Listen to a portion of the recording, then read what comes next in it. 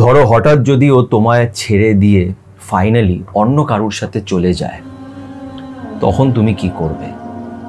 যেই মানুষটাকে নিজের জীবনে ফিরে পাওয়ার জন্যে তুমি এত চেষ্টা করছো, এত অপেক্ষা করছো, ওর জন্যে সব কিছু করার চেষ্টা করছো, সবাইকে সাইডে রেখে তুমি শুধু ওর কথাই ভাবছো, সেই মানুষটা যদি হঠাৎ তোমায় একদিন বলে দেয় যে ও এখন অন্য কাউকে ভালোবাসে, তখন তুমি কি করবে? আজকে এই ভিডিওটার উদ্দেশ্য তোমাকে নেগেটিভ করা বা হার্ট করার জন্য নয়, কিন্তু কিছু জিনিস বলাটা সত্যি খুব দরকার, কিছু জিনিস বোঝা খুব দরকার। একটা জিনিস না আমরা বুঝতে পারি না, যে তুমি ভেবে দেখো তোমাদের লাইফে এই যে একটা মানুষ তোমাদের জীবনে হঠাৎ করে এসেছিল, হঠাৎ করেই এসছে, কোনো প্ল্যানিং নয়, কিছু না, বা তুমি আশাও করনি, ভাবোও নি, তুমি জানতেও না যে কালকে এই মানুষটার সাথে তোমার দেখা হবে।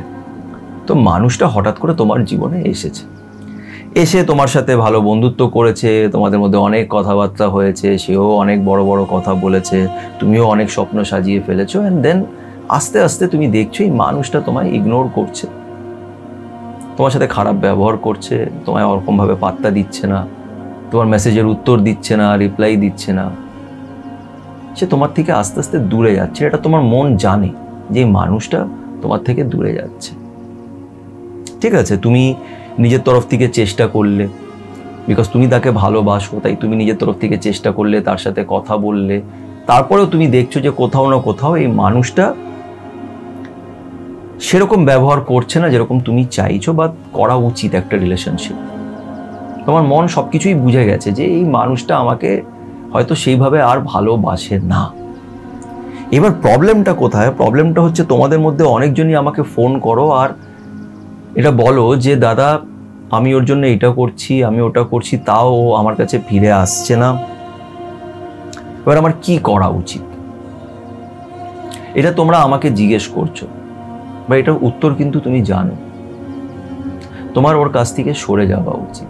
একটা মানুষকে যদি আমি ভালোবাসি, সে যদি আমার থেকে দূরে যায়, হ্যাঁ আমি প্রথম চেষ্টা করতে পারি, যতটা আমার ক্ষমতা আমি চেষ্টা করতে পারি তাকে ফিরিয়ে আনা, চেষ্টা করতে পারি, কিন্তু ফিরিয়ে আনারও একটা লিমিট থাকে। তুমি কাউকে জোর করে আনতে পারবে না।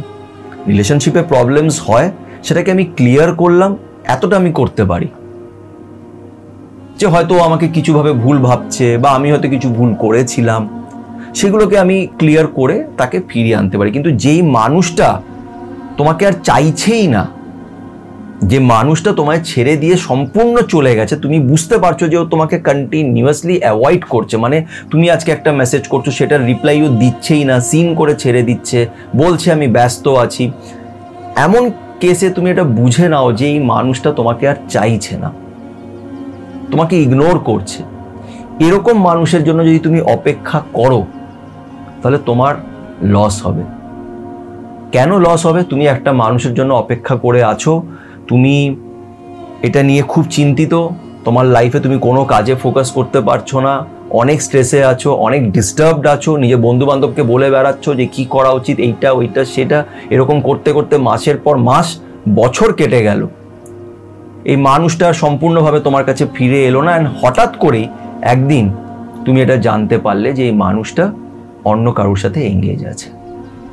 সেদিন তুমি কি করবে? এই যে একটা বছর তুমি এই মানুষটার জন্য ওয়েস্ট করলে, তাতে কিন্তু কারোর কোনো লস হলো না, না এই মানুষটার লস তো হলোই না, আর কারোর কিছু যায়ও আসলো না।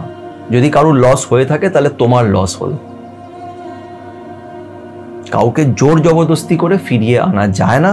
আবারও বলছি, রিলেশনশিপে কিছু প্রবলেমস হলে সেখানে নিশ্চয়ই চেষ্টা করা যায়। হ্যাঁ, আরেকটা ব্যাপার আছে যেখানে তুমি আরেকটা জিনিস করে একটা মানুষকে ফিরে পেতে পারো, ডেফিনেটলি, কিন্তু সেই ফিরে পাওয়াটা কি মানে 100% গ্যারেন্টিড হবে যে এই মানুষটা যে ফিরে এসছে বা সারা জীবন সাথে থাকবে? না, তুমি তাকে নানান রকমভাবে নিজের ভ্যালুটাকে বাড়িয়ে তাকে এই জিনিসটা ফিল করাতে পারো যে ও যাকে ছেড়েছে সেটাকে ছেড়ে খুব ভুল করেছে, ইন দ্যাট কেস সে আবার হয়তো ফিরে আসবে, যদি অন্য কাউকে না পায়, দেখে তুমিই বেস্ট ছিলে, সে তোমার কাছে ফিরে আসবে। কিন্তু এমন ক্ষেত্রে না, সে আবার এক না একদিন আবার যাবে। যখনই সে তোমার চেয়ে বেটার কাউকে দেখবে, ওর মনে হবে যে তোমার চেয়ে বেটার, সে আবার চলে যাবে। এটা হবে 90% কেসে এরকমই হয়। হ্যাঁ, যেখানে রিলেশনশিপ খুব ডিপ একটা বন্ডিং ছিল, অনেকই ডিপ বন্ডিং ছিল, একে অপরের সাথে অনেক গভীর একটা সময় তোমরা কাটিয়েছো, সেখানে কিছু রেয়ার কেসেস আছে যেখানে ব্রেকআপ হয়, দেন আবার ফিরে আসে, অ্যান্ড দেন তারা ভালোভাবে থাকে। এরকমও হয়, এরকম হয় না আমি এটা বলবো না, কিন্তু এটা তোমাকে জাজ করতে হবে যে তোমার বন্ডিংটা কতটা স্ট্রং, কত দিনের রিলেশনশিপ, কত স্মৃতি, কত অনেক সময় কি হয় না, আমাদের একটা অভ্যেস লেগে যায়, আমরা একটা মানুষের প্রতি এডিক্টেড হয়ে যাই, এডিকশন হয়ে যায়। That is not love, addiction হয়। তখন আমরা তাকে ছাড়তে চাই না, আমাদের মনে হয় এটাই আমার সোলমেট, এই আমার টুইন ফ্লেম, এই আমার সব কিছু, এর জন্যই আমাকে বাঁচতে হবে, এর জন্যই আমাকে সব কিছু করতে হবে। তুমি করে যাচ্ছ, সাডেনলি তুমি দেখছো যে অন্য কারোর সাথে এঙ্গেজ হয়ে গেছে। এবার শুরু হচ্ছে লড়াই, রাগের লড়াই, ইগোর লড়াই, অহংকার। কিন্তু তাতে ওর কিচ্ছু যায় আসে না, ও নিজের লাইফে বেশ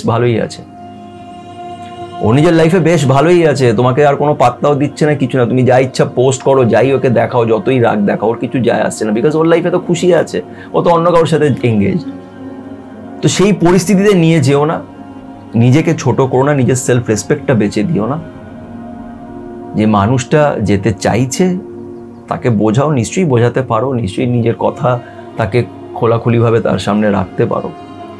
কিন্তু শেষমেশ যদি তুমি দেখো যে না, ও আর সেভাবে আর পাত্তা দিচ্ছে না, ইগনোর করছে, তো তাকে যেতে দাও।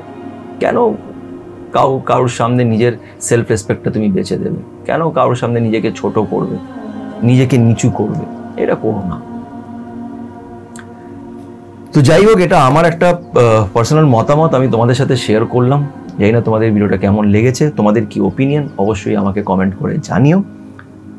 ভালো থেকো, পজিটিভ থেকো।